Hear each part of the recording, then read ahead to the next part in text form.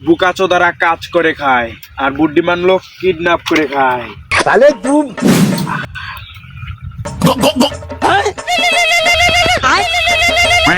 Hello kidnapper Shipon বলছি।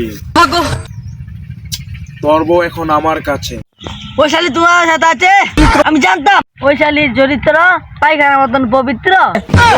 আরে আমি জানতাম এই শালি কেউ না কেউ সাথে পালিয়েছে। আরে তুমি যেটা ভাবছো এটা না। ভালোর কথা, কাউকে আমি দেখেছি আমার সামনে বলে ওই শালি কাকে জানে চুমা দিয়েছে। আরে বুকাচোদা, ও নিজে থেকে আসেনি। আব্বে আমি ওকে তুলে নিয়ে এসেছি। কুলে করে হ্যাঁ, দেখলাম বা ওই শালি কার সঙ্গে জানি কুলে করে পালিয়েছে। আরে আরে তুই আমার কথাটা তো শোন। আমি কিছু শুনবো না, তোকে নিয়ে নে।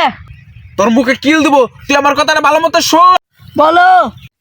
আরে তোর বউ নিজে থেকে পালিয়ে আসেনি, ও আমি কিডন্যাপ করেছি। মানে আমি না, আমার পাশে দুজন লোক আছে, তাহলে তুই ওরা এনেছে।